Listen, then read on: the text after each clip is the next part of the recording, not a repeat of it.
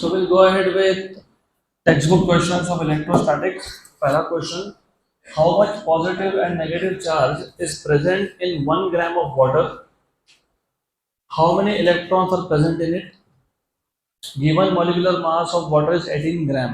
तो पहले क्वेश्चन को अच्छे से समझ लो. आपको बोला है how much positive and negative charge is present in 1 gram of water. 1 gram of water में कितना पॉजिटिव और कितना नेगेटिव चार्ज है. उसके बाद बोला है how many electrons are present in it. Given molecular mass of water is 18 gram. अब सबसे पहले हमको क्या क्या दिया है वो हम लोग देख लेते हैं. हमको मास ऑफ वाटर दिया है. कितना मास ऑफ वाटर? 1 gram water. और उस वाटर का मॉलिक्यूलर वेट, मॉलिक्यूलर मास, उसको एक काम करेंगे m0 से डिनोट कर देंगे. That is how much? 18 ग्राम. उसके बाद आपसे पूछा क्या गया है? आपको पूछा है how much is the total positive charge, मतलब what is total positive charge in 1 gram of water. फिर आपको पूछा है how much is the total negative charge. और फिर आपको ये भी पूछा है what is the number of electrons. Negative charge मतलब इलेक्ट्रॉन्स, तो how many electrons are present in it. तो नंबर ऑफ इलेक्ट्रॉन्स पूछा है आपको, Ne, total number of electrons in 1 gram of water. Then इसको सॉल्व कैसे करेंगे? तो फॉर्मूला मैं लिख नहीं रहा हूँ, I am just writing down solution directly. सबसे पहले आपको पता होना चाहिए what is the significance of molecular mass. What is the meaning of molecular mass? What is the meaning of molecular mass? Molecular mass वैसे नहीं होता है. अगर आपको molecular mass of water 18 gram बोला है, इसका मतलब ये होता है कि 18 ग्राम वाटर में एवोगैड्रो नंबर ऑफ मॉलिक्यूल्स है. तो if they are telling you कि मॉलिक्यूलर मास ऑफ वाटर, मैं एक बहुत इंपॉर्टेंट चीज बता रहा हूँ जिसके बिना तुमको कुछ नहीं समझ में आएगा आगे. You last bench.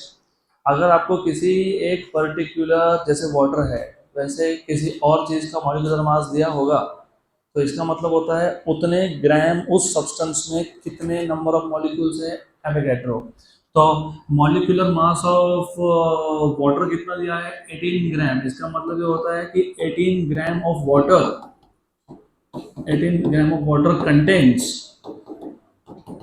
contains Avogadro number of molecules. तो कंटेन्स एवोगैड्रो नंबर, मैं यहाँ ले देता हूँ, नंबर ऑफ मॉलिक्यूल्स. तो अभी इसके बाद से ये करस्पॉन्डेंस, ये इक्विवेलेंस याद रखना. 18 ग्राम पानी मतलब एवोगैड्रो नंबर ऑफ मॉलिक्यूल्स, बराबर. तो 1 ग्राम पानी corresponds to how many number of molecules? Na by 18. तो Na by 18 molecules. What is Avogadro number का value? into 10 raised to 23 upon क्या करेंगे? 18 करेंगे, बराबर. इसको जब डिवाइड कर लो तो अरे 6.023 into 10 से 23 होता है. एवोगैड्रो नंबर का वैल्यू 6.03023 into 10 raised to 23 बराबर है. तो what you have is 6.023 divided by 18. कितना आ गया? 0.334 0.3341 into 10 raised to 23, मतलब 3.341 into 10 raised to 22. ये हो गया नंबर ऑफ मॉलिक्यूल्स किसमें? 1 ग्राम ऑफ वाटर. इसको कैपिटल एन बोल देता हूँ. तो इसको कैपिटल एन बोल दिया, पक्का. तो ऐसे टाइप के क्वेश्चन में पहला स्टेप होना चाहिए to find out number of molecules in the given quantity of substance. यहाँ पे क्वांटिटी था 1 ग्राम सब्सटेंस था वाटर. तो हमने पहले 1 ग्राम वाटर में कितने मॉलिक्यूल्स है वो एस्टिमेट कर लिया, हो गया. अब ऐसा क्यों किया? क्योंकि तुमको पूछा था what is the total positive charge and total negative charge. अच्छा, अब एक बात बताओ, एटम इज इलेक्ट्रिकली न्यूट्रल. क्यों?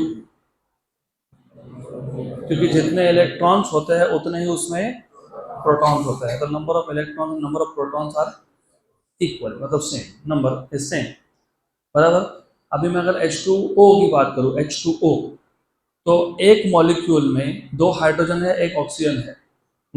अब पहले हाइड्रोजन देख लेते हैं. हाइड्रोजन में कितने प्रोटॉन्स? 1. कितने इलेक्ट्रॉन्स? 1. तो 2 हाइड्रोजन मिला के कितने प्रोटॉन्स? 2. और कितने इलेक्ट्रॉन्स? 2. और oxygen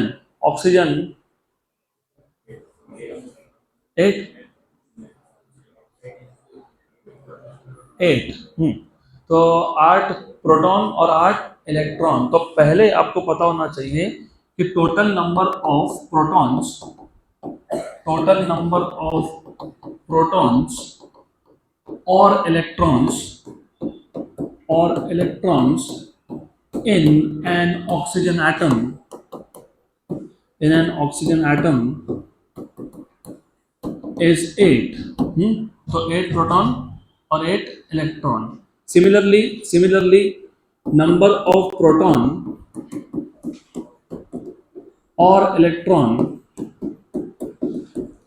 in a hydrogen atom, is 1. बराबर। तो टोटल अगर मैं H2O की बात कर रहा हूं, मतलब मॉलिक्यूल की बात कर रहा हूं, therefore number of protons or electrons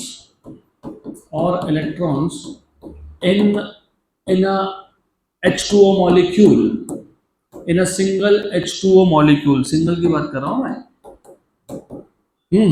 कितना कितना है?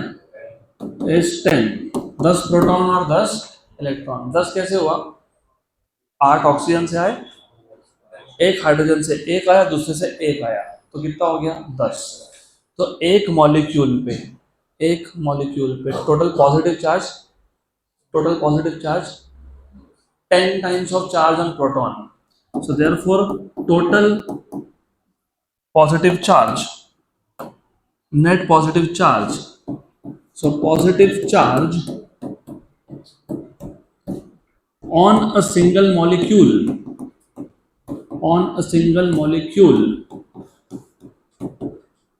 is 10 times of E. पक्का पक्का सिंगल मॉलिक्यूल पे।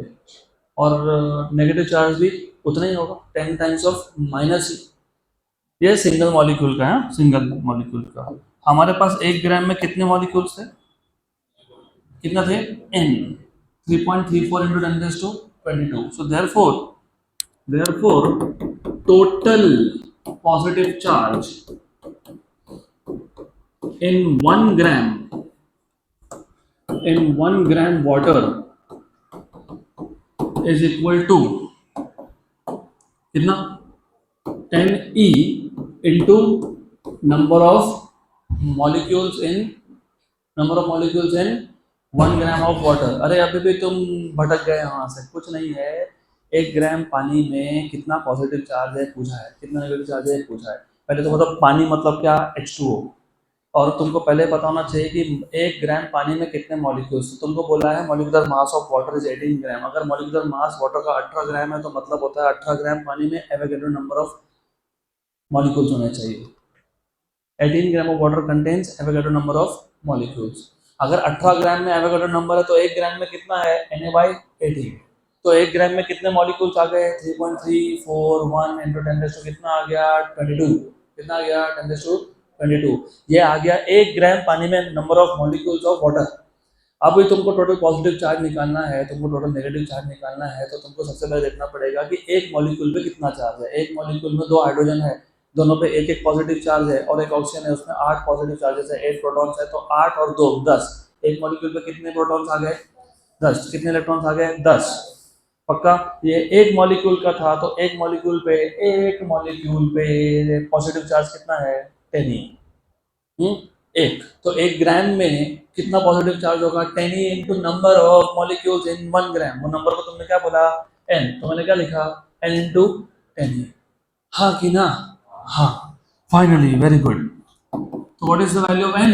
अभी फाइंड की 3.3411 into 10 raised to 22 into 10 into e। What is e? 1.6 into 10 raised to minus 19। बराबर? पक्का पक्का, श्योर राइट। तो 10 raised to 23 और ये 19 गए, कितना आ गया? 10 raised to 4, और इसको मल्टीप्लाई कर लो। ये आ जाएगा आपका 3.346 था वो, ठीक है 3.346। इतना जाएंगे नहीं हम लोग, 3.34 तक ही रखते हैं। तो 3.34 इंटू 1.6, 3.34 इंटू 1.6 कितना आ गया? 5.344। तो 5.344 इंटू 10 raised to 4 कूलम। ये क्या है? Total positive charge. जितना टोटल पॉजिटिव चार्ज होगा उतना ही टोटल नेगेटिव चार्ज होगा। तो सिर्फ यहाँ पे सेम चीज, total negative charge is also equal to n into ten into E. सिर्फ यहाँ पे एक माइनस साइन लगा देना आगे, माइनस माइनस, और एक कैलकुलेशन करने के बाद जो फाइनल आंसर आया उसमें भी क्या आएगा? माइनस। हो गया? हो गया, गुड गुड। तो this is minus 5.344 into ten raise to 4 coulomb. ये आना चाहिए आपका आंसर। पक्का पक्का? श्योर? टोटल पॉजिटिव चार्ज मिल गया, टोटल नेगेटिव चार्ज मिल गया, टोटल इलेक्ट्रॉन्स पूछे है। टोटल इलेक्ट्रॉन्स जब फाइंड करना हो ना, सिर्फ नंबर ऑफ मॉलिक्यूल्स इनटू कहाँ खोए खोए से हो, लिंक लगाओ। तुमको जब टोटल चार्ज फाइंड करना था तो तुमने क्या किया? तुमने नंबर ऑफ इलेक्ट्रॉन्स को चार्ज ऑफ ईच इलेक्ट्रॉन से मल्टीप्लाई किया। ई क्या है? ये ई कौन है? ये चार्ज ऑन प्रोटॉन। ये ई कौन है? Charge on electron. तो जब तुमको टोटल चार्ज फाइंड करना है तो तुम किससे मल्टीप्लाई करते हो? ई से। तुमको टोटल चार्ज नहीं फाइंड करना है, तुमको सिर्फ total number of electrons find करने हैं, तो ई से मल्टीप्लाई करोगे क्या? नहीं। ये 10 क्या है? Number of electrons. किसमें? एक मॉलिक्यूल में। टोटल मॉलिक्यूल्स कितने हैं? एन। तो टोटल नंबर ऑफ इलेक्ट्रॉन्स कितने हैं? 10n।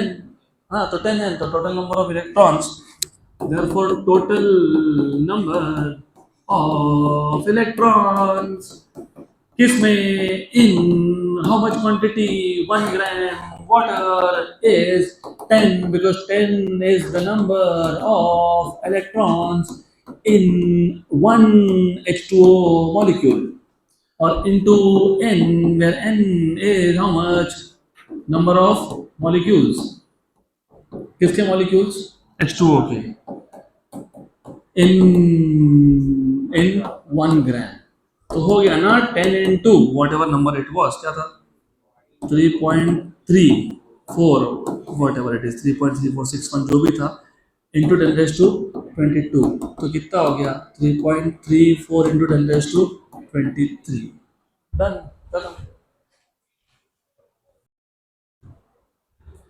चलो अगला question. Next question.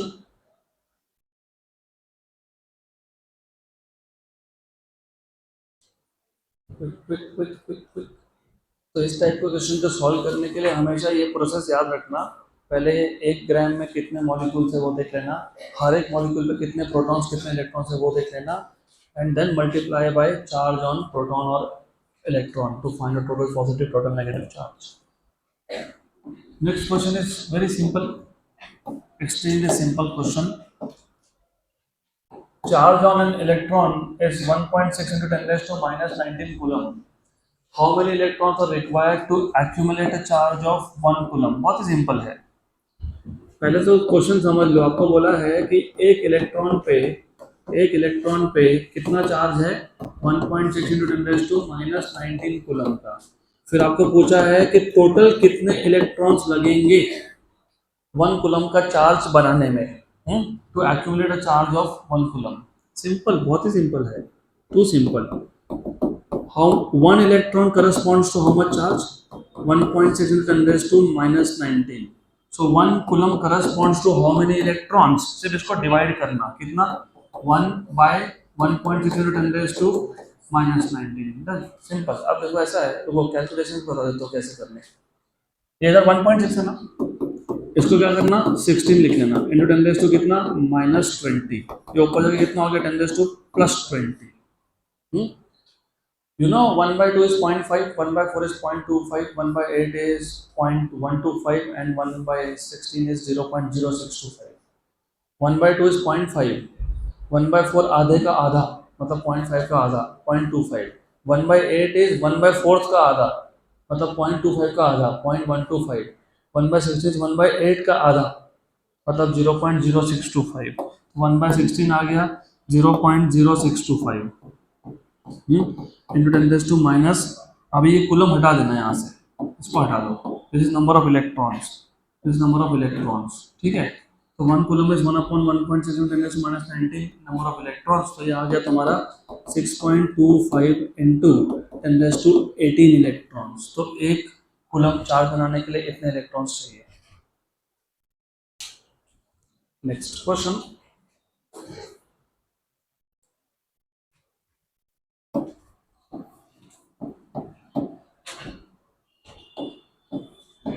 example 10.3, calculate and compare electrostatic and gravitational forces between two protons which are 10⁻15 meter apart. Value of G is 6.674 into 10⁻11 SI units. ये metre cube पर kilogram पर second से मतलब Newton metre square पर KG square के terms में लिख सकते हो। And mass of proton is 1.67 into 10⁻20 kilogram. Okay, पहले क्वेश्चन समझ लो। कैलकुलेट मतलब फाइंड करो। क्या फाइंड करो? इलेक्ट्रोस्टैटिक फोर्स और ग्रेविटेशनल फोर्स किसमें? Between two protons. And compare, जब भी कंपेयर वर्ड यूज किया हो तो मतलब रेशियो फाइंड करना होता है। क्या फाइंड करना पड़ता है? क्योंकि कंपैरिजन तो रेशियो समझ में आएगा ना। एक क्वांटिटी डिवाइड बाय दूसरा क्वांटिटी, कुछ नंबर मिल जाएगा 2 3 4 5, तो समझ में आता है कि एक quantity is twice of the other, एक quantity is thrice of the other. तो जब भी ये वर्ड यूज किया हो कंपेयर मतलब बेसिकली रेशो। तो आपको इन शॉर्ट आपको क्या क्या दिया है? आपको बोला है हमारे पास दो प्रोटॉन है और दो प्रोटॉन में जो डिस्टेंस है वो है 10⁻15 मीटर। तो distance between two proton is 10⁻15 metre. और mass on each proton, mass on each proton is 1.67 into 10⁻27 kg बराबर। और साथ में आपको बोला है g का value. What is the value of g given to you? 6.674, बस 6.67 तक लिखता हूँ। 10⁻11 न्यूटन मीटर स्क्वायर पर केजी स्क्वायर। वही एक ही बात है, इज द सेम थिंग। आता क्लियर? गुड। क्या फाइंड करना है? क्या फाइंड करना है? Gravitational force. क्या फाइंड करना है? Gravitational force. क्या फाइंड करना है? Electrostatic force between the two protons. और क्या फाइंड करना है? रेशो। रेशो। पक्का पक्का? Very good. तो मुझे बताओ, how do you find out gravitational force between two masses? हाँ, जी m1 m2 by r square. Very good. तो gravitational force is g m1, पहला मास, पहला चार्ज, पहला पार्टिकल प्रोटॉन था, दूसरा भी कौन था? प्रोटॉन। तो m1 m2 मतलब m square upon r square. Electrostatic force कैसे निकालते हो? 1/4 pi epsilon 0 q1 q2 by पहले प्रोटॉन पे चार्ज e, दूसरे पे भी चार्ज e, तो e square by r square. ठीक, फिर इन दोनों को सिर्फ डिवाइड करेंगे, वो बाद में करेंगे, पहले फाइंड कर लेते हैं। तो हम लोग पहले फाइंड कर लेते हैं gravitational force which is g mass of proton का स्क्वायर अपॉन डिस्टेंस का स्क्वायर। तो मास ऑफ g की वैल्यू 6.67 into 10⁻11 पक्का पक्का into mass of proton is 1.67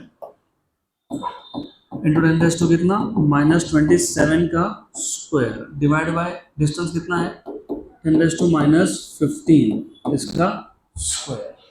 10⁻15 का ना डिस्टेंस बराबर है। Sure sure. पहले तो 10 के पावर एडजस्ट कर लेते हैं कि कितना है 10⁻15 का स्क्वायर मतलब -30। -30 नीचे -30 है, -54 और -11 -65 -65 नीचे -30 तो ऊपर कितना बचा -35। तो ऊपर आ गया -35।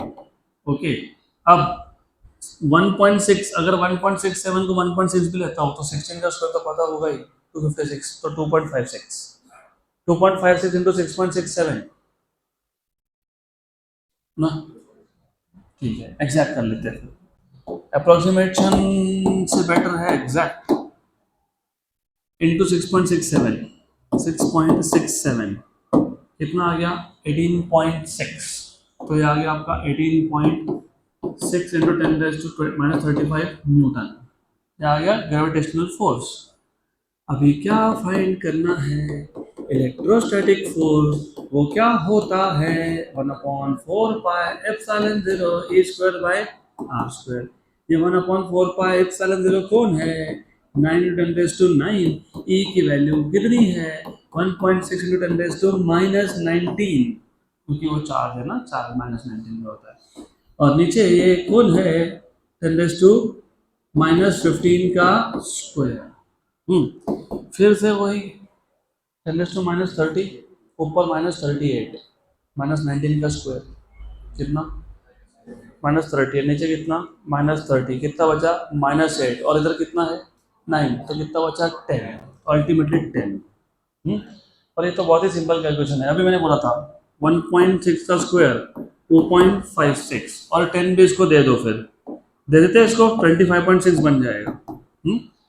25.6 इंटू 9, 25 इंटू 9 इज 225, 225 बराबर है। 9 इंटू 6 इज 54, 9 इंटू 0.6 इज 5.4, तो 225 में 5.4 ऐड किया तो 230.4, तो 230.4 आएगा।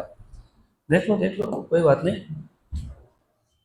यू हैव टू 25.6 था ना, इंटू कितना था? 9, 230.4, 230.4 न्यूटन। ये कौन सा फोर्स है? इलेक्ट्रोस्टैटिक। अब हमने जो लॉज ऑफ मोशन में जब फंडामेंटल फोर्सेस की बात की थी, तब हमने जब बोला था कि gravitational force is the weakest force, और it is far weaker than electrostatic force. तो अभी आज वो प्रूव भी हो जाएगा कि सच में ऐसा होता है। अब आपको रेशो पूछा है, कंपेयर, तो ग्रेविटेशनल फोर्स को इलेक्ट्रोस्टैटिक फोर्स से डिवाइड कर दो। What is the value of gravitational force? 18.6 into 10⁻⁻35 upon 230.4। तो 18.6 डिवाइडेड बाय 230.4 कितना आ गया? 0.08। ठीक है, वो डजेंट मैटर रियली, लेकिन 0.08 इंटू 10⁻⁻35, मतलब बेसिकली 8 इंटू 10⁻⁻33, इतना कम है वो। तो gravitational force is extremely small compared to electrostatic force, क्योंकि रेशियो क्या आ रहा है? 10⁻⁻33 माइनस। हो गया कंपेयर, डन। यहाँ पे ना रेशो को उल्टा उल्टा मेंशन करो तो ज़्यादा अच्छे से समझेगा। क्योंकि देखो बेसिकली क्या है, उन्होंने पहले कौन सा वर्ड यूज़ किया? इलेक्ट्रोस्टैटिक, बाद में कौन सा? ग्रेविटेशनल। तो हमने आंसर लिखते वक्त, ये भी गलत नहीं है, हमने आंसर लिखते वक्त सिर्फ रेशो बताना चाहिए, electrostatic to that of gravitational force. चलो ठीक है, तो electrostatic force to that of gravitational force, electrostatic force की वैल्यू कितनी आई? अरे इसके से उल्टा करोगे ना, हाँ तो करो ना, 230/18.6 इंटू 10⁻35। मैं ये सिर्फ टेक्स्ट बुक का जो लिखने का तरीका है उसको मैच करने के लिए कर रहा हूँ, नहीं तो हमने भी जो किया वो गलत नहीं है, इट इज ऑल करेक्ट। तो 230.4 डिवाइडेड बाय 18.6 कितना आ गया? 12.38, 12.38 इंटू 10⁻35 बराबर। यूनिट नहीं आएगा, न्यूटन न्यूटन क्या हो गया? कैंसर। तो वैसे इस नंबर से तुमको अच्छे से समझ में भी आ रहा होगा कि इलेक्ट्रोस्टैटिक फोर्स जो है वो ग्रेविटेशनल फोर्स के कंपैरिजन में 10⁻35 टाइम्स ज़्यादा है। तो विच ऑल्सो प्रूव्स कि हमने जो थ्योरी में लिखा था वो करेक्ट है। Next question. अभी मैं थोड़ा सा स्पीड डाउन कर लूँगा क्योंकि ये पहले 3 question they're just about formula use करो और वैल्यूज सब्स्टिट्यूट करो। अब इसके आगे थोड़ा सा वेक्टर्स भी यूज करना पड़ेगा। तो example 10.4, 3 charges of 2 microcoulomb, 3 microcoulomb and 4 microcoulomb are placed at points A, B and C respectively as shown in figure A। Figure यहाँ पे प्रिंटेड नहीं है, मैं ड्रॉ कर देता हूँ। Determine the force on A due to other charges. तो हमारे पास 3 चार्जेस है, 2, 3 और 4 माइक्रोकूलम के, they are placed at A, B and C. आपको पूछा है what is the force on A due to other charges, other मतलब बी और सी। तो बेसिकली कुछ नहीं है, एक ट्राइंगल है, यू हैव अ ट्राइंगल, चलो ट्राइंगल ड्रॉ कर लेते हैं यहाँ पे। तो you have a triangle something like that. तो ऐसा एक ट्राइंगल है यहाँ पे ए पॉइंट है, यहाँ पे बी पॉइंट है, यहाँ पे सी पॉइंट है, और आपको डिस्टेंसेस दिए हुए 3, 4, 5. तो this distance is 3 centimetre, this is 4 centimetre and this is 5 centimetre. ऐसा आपको डिस्टेंस दिया हुआ है. ओके, दैट्स इट, इतना ही आपको दिया हुआ है बस. गुड. अभी डायग्राम ध्यान रखना. तो अभी अकॉर्डिंग टू द क्वेश्चन, हमको बोला है ए पे यहाँ पे एक चार्ज है. हम्म एक चार्ज ए पे है, एक चार्ज बी पे है, एक चार्ज सी पे है. तो you have a charge here, you have a charge here and you have a charge here. और गिवन डेटा भी लिख देता हूँ साथ साथ में मैं. तो गिवन डेटा के हिसाब से charge at A is 2 microcoulomb. Micro मतलब 200 - 6.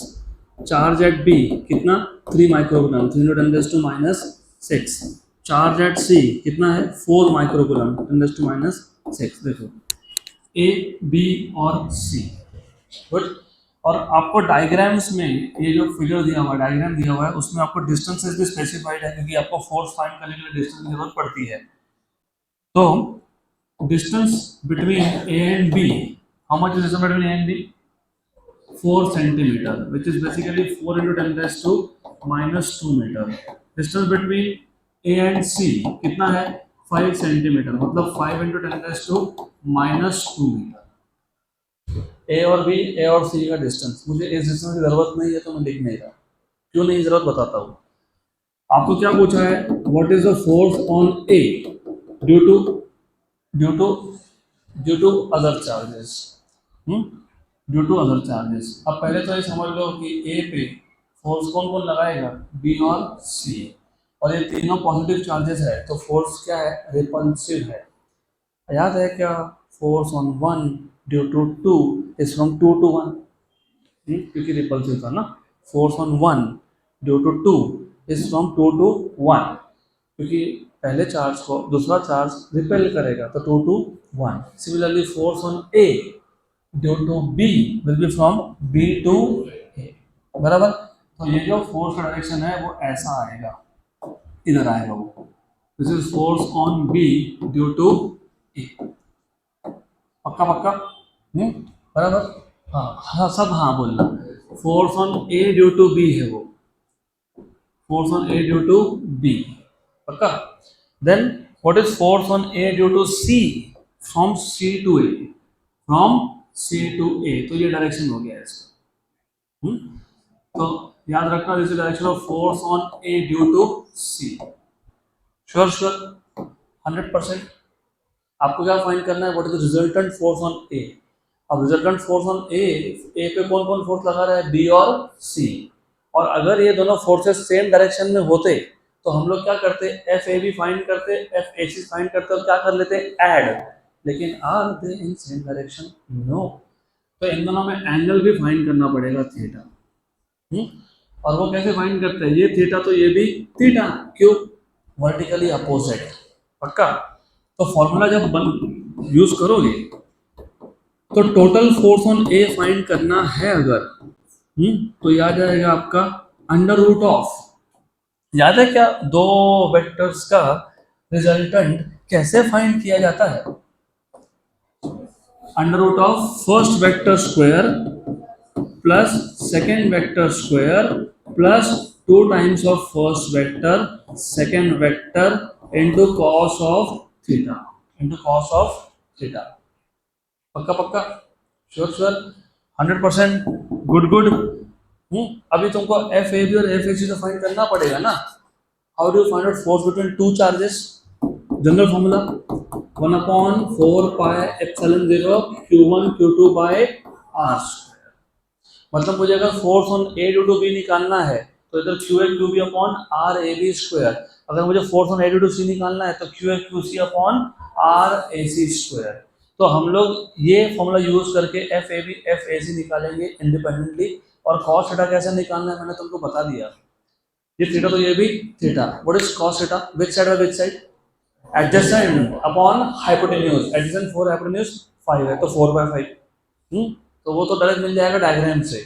हो गया, गुड। देन चलो अभी सॉल्यूशन के पीछे लगते हैं। तो सबसे पहले will find out what is force on A due to B. 1/4 pi epsilon 0 Q A Q B upon R A B का स्क्वायर। ये है 9 into 10 raise to 9। What is Q A का value 2 into 10 raise to minus 6 क्योंकि micro coulomb में था। What is Q B value 3 into 10 raise to minus 6, 3 to 10 raised to minus 6 upon what is distance between A and B, वो भी लिखा है मैंने, कितना है 4 into 10 raised to minus 2 into 10 raised to minus 2 का स्क्वायर। स्क्वायर करना भूलना नहीं। तो 1/4 की वैल्यू आ गई, क्यू ए की वैल्यू आ गई, क्यू बी की वैल्यू आ गई। डिस्टेंस का स्क्वायर है तो डिस्टेंस का स्क्वायर लिखना पड़ेगा आपको। ओके, तो ये आ गया 9 into 2 into 3 upon 16, 4 square 16, 10 raised to minus 12, नीचे कितना -4, कितना -4, ऊपर कितना -12, नीचे कितना -4, तो कितना बचा -8 और 10⁻⁹ मतलब कितना 10। 10 आया, तो ये आया 1 जा और 8 जा, ये आया 4 जा और 5 जा, बराबर। 5 से 15, 15 9 जा 135, 135/4।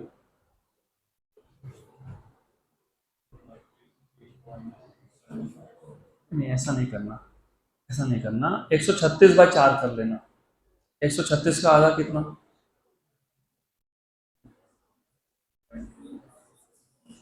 68, उसका और आधा कर लेना 34। हमको 135/4 करना था, हमने 136/4 किया, बराबर। कितना आया 34, उसमें से 0.25 माइनस कर लो 33.75, कितना 33.75 होगा। थोड़ा थोड़ा प्रॉब्लम होता है, हर चीज पहली बार में नहीं समझ में आती। 33.75 देखो अल्टीमेटली ऑनेस्टली स्पीकिंग ये कैलकुलेशन कोई नहीं सिखाता, वो सिर्फ बोल देते कि हाँ ऐसा करो ये आ जाएगा। लेकिन unless and until you are good at calculation, JEE NEET जैसे एग्जाम में तुमको टाइम नहीं मिलेगा क्वेश्चन सॉल्व करने के लिए। तुम्हारा स्पीड सही होना चाहिए और how you think also matters. 135/4 मतलब 135 के आधे का आधा। अभी 135 का आधा करने गए तो थोड़ा ऑड नंबर है ना, उसको भी बनाया। 136/4 कर लिया, 136 का आधा 68 का था 34। लेकिन मैंने 135 और 136 में एक नंबर ज़्यादा गिना है, राइट, करेक्ट, और 4 से डिवाइड किया, तो वापस एक को 4 से डिवाइड करो, कितना 0.25, तो 34 में से 0.25 निकालना पड़ेगा, 33.75 newton. This is how you need to think. ये हो गया force on A due to B. अभी force on A due to C 1/4 pi epsilon 0 Q A Q C by R A C square. तो ये 9 into 10 raise to 9, Q A तो 2 into 10 raise to -6 था और Q C तो 4 into 10 raise to -6 था। और ए और सी का डिस्टेंस 5 था सेंटीमीटर में। अब मीटर में लिखोगे तो 5 इंटू 10 रेज टू -2, इसका क्या करेंगे स्क्वायर। फिर स्टोरी वही है। अब इस स्टोरी में तुमको कम से कम ये तो समझ में आएगा कि पावर्स का तो कुछ सब सेम ही है। पिछले केस में भी 9 -6 और -4, ये था 9 -6 और -4, मतलब तुमको पावर का तो टेंशन लेना ही नहीं है। 10 आया, क्या बचा 9 इंटू 2 इंटू 4 अपॉन 25, ऐसा है ना। एक काम करना, जब ऐसा आए ना, जब ऐसा आए तो इसको ऐसा लिख लेना। इसका फायदा पता है क्या होता है, नीचे 25 आया ना, ऊपर 100 एडजस्ट करो, 1 एंड 4, ठीक, करेक्ट। अब एक काम और करो, what is 4 into 4 16 into 2 32, 32 into 9 320 में से 32 निकालना 288, 288/10 28.8, 28.8 न्यूटन।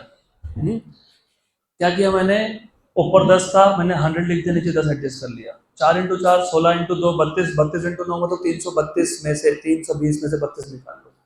अरे 16 into 2 32 into 9, I don't want to do this. ये 32 9 जा 8, ये नहीं करना मेरे को। तो मैंने क्या किया, 32 को 10 से मल्टीप्लाई किया, 320, 32 निकाल लिया 288, और नीचे 10 था, तो 288/10 कितना, 28.8। सारे नंबर्स करेक्ट आ रहे हैं, कोई प्रॉब्लम नहीं है। वैसे हम वेरीफाई करेंगे फाइनल आंसर के साथ, तो डोंट वरी। तो अब resultant force on A is under root of force on A due to B का square plus force on A due to C का square plus 2 times of force on A due to B force on A due to C cos of theta. तो अब force on A due to B 33.75, इसका square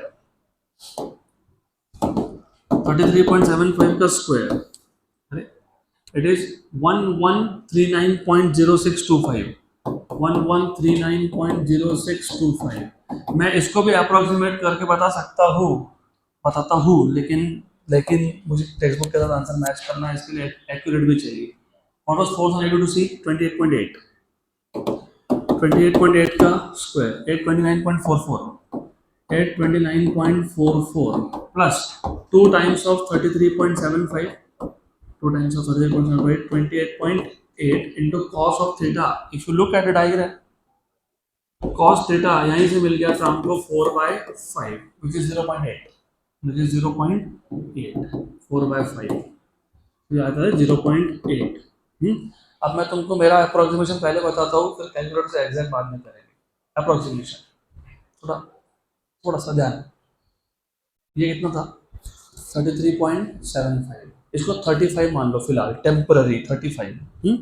35 का square कैसे करते हैं, 5 का square 25 लिखते हैं, 3 को अगले नंबर से मल्टीप्लाई करते हैं, मतलब तो 1225, मतलब ये नंबर तुम्हारा 1225 आ गया। पक्का। ये 28.8 था, इसको 28.8 को भी मैं टेम्पररी 30 मान रहा हूँ, टेम्पररी 30 मान रहा हूँ। 30 का स्क्वायर कितना, 900।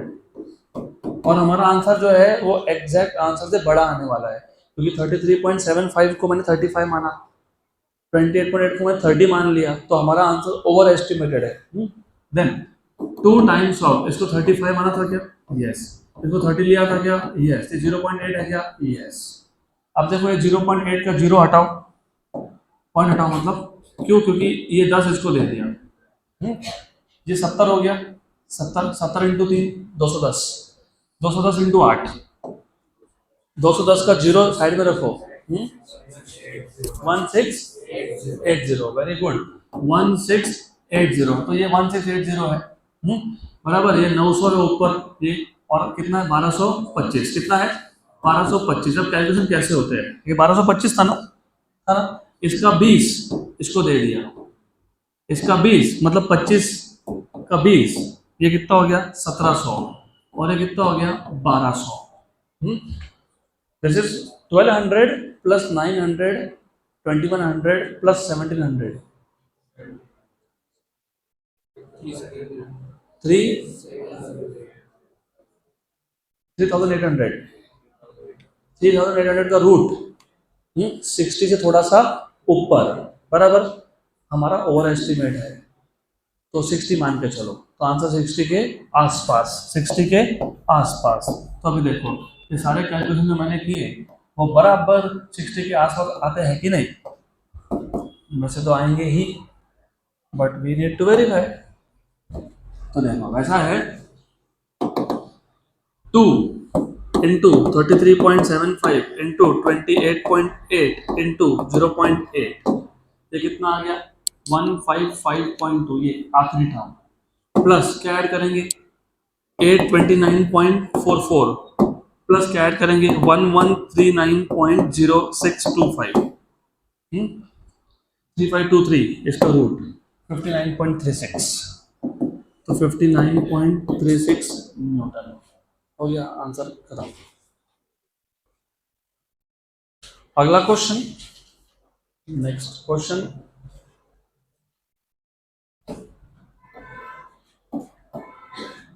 गुड। चलो अगला क्वेश्चन ध्यान दें, यहाँ पे gap between two electrodes of the spark plug used in automobile engine is 1.25 mm. If the potential of 20 volt is applied across the gap, what will be the magnitude of electric field between the electrodes? पहली बात, electric field का formula हमने 1/4 pi epsilon 0 q/r² देखा, वो एक formula है। हमने electric field का ही फॉर्मूला फोर्थ अपॉन चार्ज देखा, वो दूसरा फॉर्मूला है, और एक तीसरा भी होता है जो एक्चुअली आपको ट्वेल्थ में आएगा डिराइव करने के लिए, लेकिन क्वेश्चन अभी आ गया तो मुझे बताना पड़ेगा, मैं बताता हूँ। पहले स्पार्क प्लग क्या होता है वो समझ लेते हैं। घर में गैस चालू करने के लिए तुम क्या यूज करते हो? बस वही स्पार्क प्लग है। It is a spark plug, a plug which generates a spark. Good. गाड़ी में भी, ऑटोमोबाइल इंजन में भी, वैसे इंजन दो टाइप के होते हैं। कौन से दो टाइप के? मैं हीट इंजन की बात कर रहा हूँ, इलेक्ट्रिक व्हीकल की बात नहीं कर रहा हूँ। हीट इंजन दो टाइप के होते हैं। एक को बोलते हो आईसीई, इंटरनल कंबशन इंजन। एक को बोलते हो ECE, that is external combustion engine. Internal combustion engine, external combustion engine. तो जो आप गाड़ी चलाते हो पेट्रोल वाले या डीजल वाले, वो आईसीई टाइप के हैं, इंटरनल कंबशन इंजन। नाम में ये इंटरनल कंबशन, मतलब जो गाड़ी में तुम जो भी फ्यूल डाल रहे हो, पेट्रोल या डीजल, वो गाड़ी के अंदर ही बर्न होता है इंजन में, कि बाहर से आग लगा डालते हो अंदर, very risky, do not do that. तो इसलिए अगर फ्यूल को जलाना है तो स्पार्क लगेगा, इसलिए गाड़ी में एक स्पार्क प्लग होता है। तो जब भी तुम किक मारते हो, मतलब तुम बेसिकली लाइटर को कैसे स्विच दबाते हो, तो जब तुम किक मार रहे हो तो तुम बेसिकली स्पार्क जनरेट कर रहे हो। इवन जब तुम सेल स्टार्ट करते हो, बैटरी स्टार्ट, तो तुम वही कर रहे हो, स्पार्क जनरेट कर रहे हो। क्यों? क्योंकि फ्यूल को जलाना पड़ेगा तब इंजन चलेगा। तो स्पार्क प्लग किसी भी टाइप का हो, उस स्पार्क प्लग का एक सिंप्लीफाइड वर्जन, सिंप्लीफाइड डायग्राम बोल सकते हो। उसमें बेसिकली दो प्लेट्स होते हैं, दो प्लेट्स होते हैं। जैसे घर के लाइटर में भी देखा है क्या? नहीं देखा तो घर पे जाके देखना। लाइटर को सिलेंडर शेप का होता है, बीच में एक रॉड होता है पतला सा, और सराउंडिंग में एक सिलेंड्रिकल शेल होता है। तो वो बीच का एक रॉड और सिलेंड्रिकल दूसरा रॉड, तो ये एक रॉड और दूसरा रॉड, नॉर्मली ऐसा होता है। अब गार्ड आपको क्या बोला है? जो गैप है बिटवीन द टू इलेक्ट्रोड्स, तो ये एक इलेक्ट्रोड, ये एक इलेक्ट्रोड, इन दोनों में गैप को डी बोल देते हैं, डिस्टेंस। तो अभी ये जो डिस्टेंस है between the two electrodes, D, ये कितना है? 1.25 mm, 1.25 mm, मतलब 1.25 into 10 raised to -3 मीटर। गुड।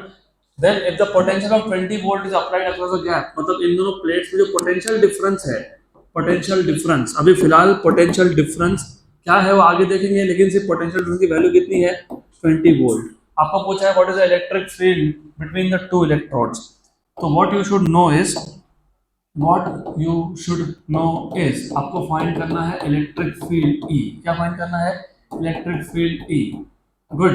तो इलेक्ट्रिक फील्ड ई कैसे फाइंड करोगे? It is potential difference upon distance, ये दूसरा फॉर्मूला है। टोटल तीन फॉर्मूला हो गए। 1/4 pi epsilon zero Q by R square, वो कब यूज करते हो? जब एक सिंगल चार्ज दिया हो और at a distance electric field पूछा हो। फोर्स अपॉन चार्ज कब यूज करते हो? जब फोर्स दिया और चार्ज दिया हो।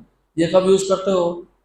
जब आपको दो प्लेट्स के बीच का, या फिर तुमको पोटेंशियल डिफरेंस दिया है और क्या दिया है? Distance between the to plates, बराबर, पक्का पक्का। और ये वोल्ट अपॉन डिस्टेंस है, तो वोल्ट पर मीटर है। क्या है ये? वोल्ट पर मीटर। इलेक्ट्रिक फील्ड का एक यूनिट था न्यूटन पर कूलम, दूसरा क्या है? वोल्ट पर मीटर। तो हो गया question solve. E equal to V by D, done. What is V value? 20। What is D value? 1.25 10 raise to -3। ये गया ऊपर, तो ये आ गया। अच्छा बाय द वे, ये ऊपर गया, गया, सही है, सही बात है। You know, do you know 1.25 का डबल 2.5 का डबल 5 का डबल 10 का डबल 20, तो ये आता है 16। 1.25 into two is 2.5, 2.5 into two is 5, तो 1.25 इंटू 4 इज 5। सवा सवा सवा, 4 बार 5, 8 बार 10, 16 बार 20, सवा मतलब 1.25। 1.25 इंटू 16 इज 20, तो ये कितना हो गया? 16 इंटू 10 रेज़ टू 3 वोल्ट पर मीटर। खत्म। Next question. अगला क्वेश्चन, बड़बड़ नहीं, अगला क्वेश्चन। वैसे मैं ये वाला जो डायग्राम है नीचे का, ये डिलीट कर देता हूँ, थोड़ा सा इनकरेक्ट है, बाकी सब ठीक है। Anyways, example 10.6, good question. 3 point charges are placed at the vertices of right isosceles triangle. Right isosceles triangle as shown in the figure A. What is the magnitude and direction of the resultant electric field at a point P, which is the midpoint of its hypotenuse? तो हमारे पास एक right isosceles triangle है A B C. ए पे charge है +10 microcoulomb, printing mistake है वो. B पे तो चार्ज प्रिंट ही नहीं हुआ. That has to be 2 microcoulomb if I remember correctly. शायद 2 था, चेक कर लेता हूँ मैं. राइट. और यहाँ पे भी कितना है? 10 माइक्रोकूलम. कितना है? 10 माइक्रोकूलम. तो ए पे और सी पे सेम चार्ज है. और ये 5 सेंटीमीटर है, ये 5 सेंटीमीटर, तो ये कितना आएगा? 5√2. और यहाँ पे एक पॉइंट है बी, यहाँ पे भी एक चार्ज है. आपको क्या पूछा है? P point which is the mid point of the hypotenuse. वहां पे क्या फाइंड करना है तुमको? Direction and magnitude of electric field. Question नहीं समझा? वापस एक बार देख लो. हमारे पास 3 point charges which are placed at vertices of right isosceles triangle. What is the magnitude and direction of the resultant electric field at point P? P point पे आपको resultant electric field का डायरेक्शन निकालना है. बराबर. Good. तो इसको solve कैसे करते हैं? तो ये 2 माइक्रोकूलम ही है. तो करते हैं अभी इसको सॉल्व. तो सबसे पहले गिवन में हमारे पास क्या क्या दिया हुआ है? Charge at A, charge at C same है, +10 माइक्रोकूलम. चार्ज एट बी कितना है? +2 माइक्रोकूलम. अब इंपॉर्टेंट तुमको पी पॉइंट पे क्या फाइंड करना है? क्या फाइंड करना है? Electric field. तो you are suppose to find out electric field at point P.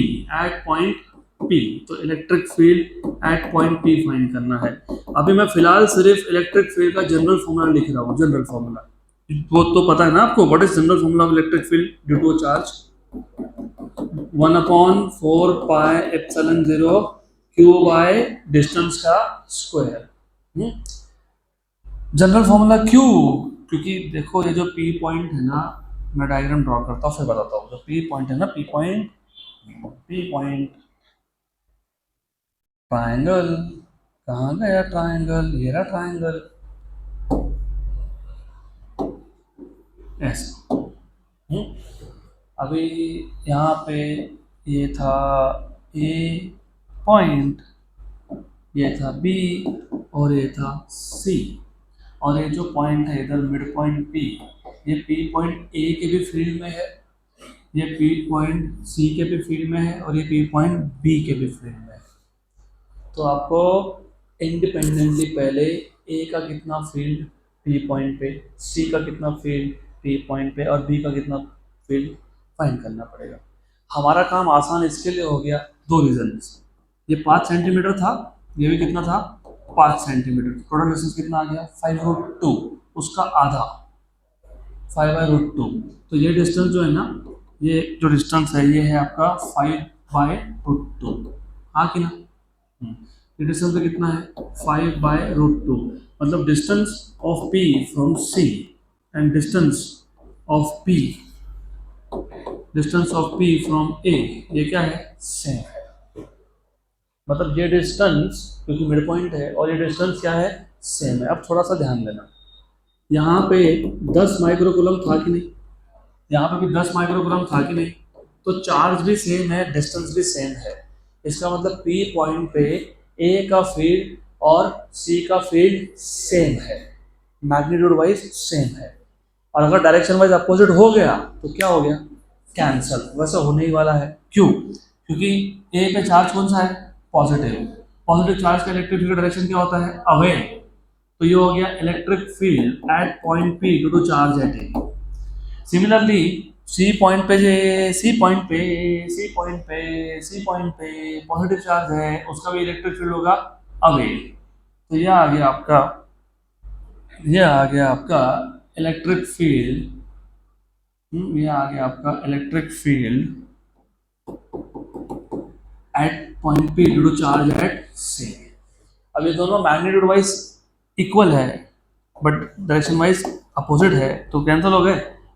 तो electric field at P due to A and electric field at P due to C are equal in magnitude,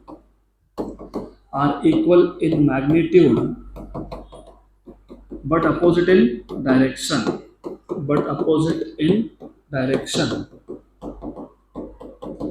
and hence cancel out,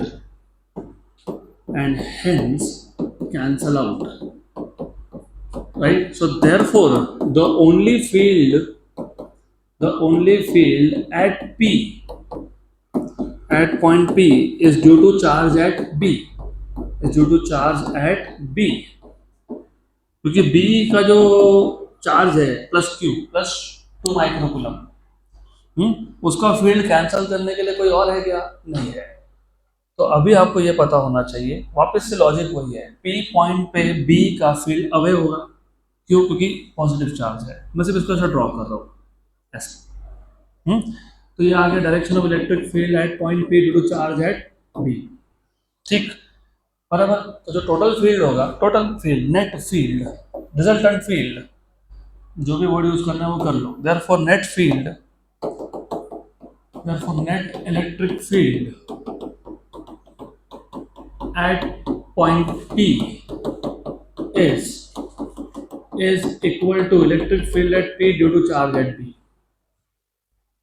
पक्का?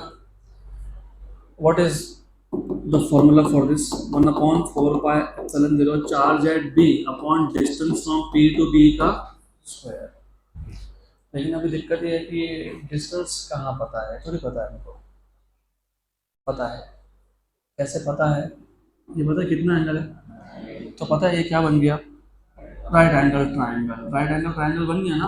तो right angle triangle अगर ये बन गया तो तुमको पता है दिस इज हाइपोटेन्यूज, तो hypotenuse square equals to this side square plus this side square. तो लिख सकते हैं हम लोग, ऐसा कर सकते हैं, राइट? तो वैसा कर सकते हैं, तो ऐसा बोल सकते हैं from diagram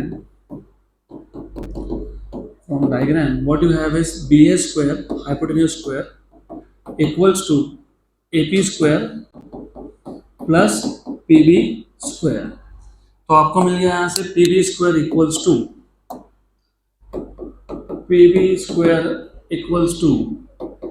BA square minus AP square, बराबर। What is BA? 5 square minus what is AP? 5/√2 का स्क्वायर, तो 25 माइनस 25/2, 25 में से 25 का आधा 12.5 सेंटीमीटर है। ये क्या है? सेंटीमीटर। तो यही डिस्टेंस RPB ये कितना है? 12.5 सेंटीमीटर, मतलब 10⁻⁻² मीटर। ये आ गया डिस्टेंस। गुड। अभी आपको सिर्फ यहाँ पे वैल्यू सब्स्टिट्यूट करनी है, done. therefore electric field eight P, और डायरेक्शन तो दिखाई दिया, डायरेक्शन इट इज अवे, मतलब in the direction from B to P, along B to P, तो along B to P ऐसा है। गुड। डायरेक्शन नहीं लिख रहा, मैंने बता दिया यहाँ पर direction. 1/4 pi epsilon 0 charge at B upon distance from P to B का स्क्वायर में कितनी वैल्यू है? 9 × 10⁹. What is charge at B? 2 microcoulomb. What is the distance here? 12.5 × 10⁻² का स्क्वायर, बराबर। Very good. तो ये आ गया 9 × 2, ऊपर आ गया 18, कितना आ गया? 18 इंटू, देखो अभी ये नीचे कितना है? -4, ऊपर कितना है? -6, तो कितना बचा? -2 और 10⁻⁹, मतलब -7 कैसे होगा? +7 होगा ना? अरे +7 होगा। व्हाट इज 12.5 का स्क्वायर?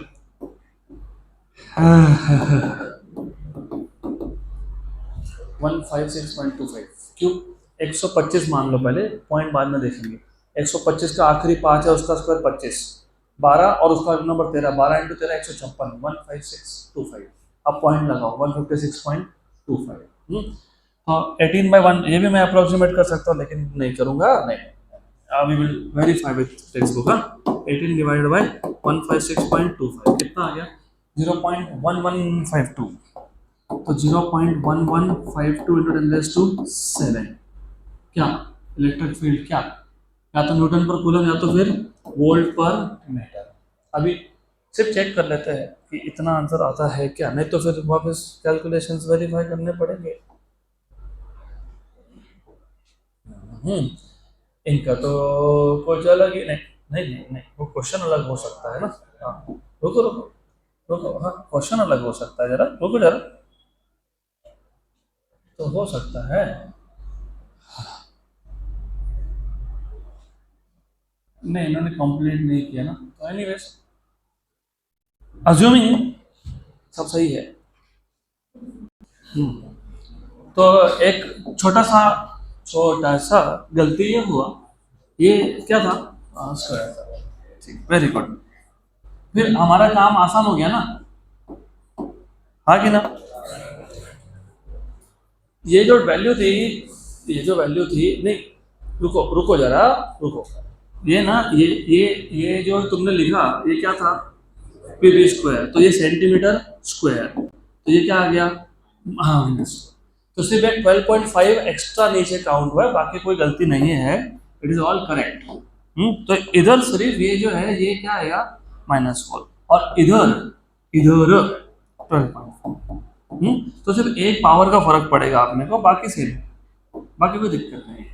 क्योंकि 18/12.5 इज 1 पॉइंट समथिंग, हमारा वैसे 0.11 आ रहा था, तो 1 पॉइंट समथिंग, तो 18 डिवाइड बाय 12.5, 1.44, और यही आंसर है, करेक्ट।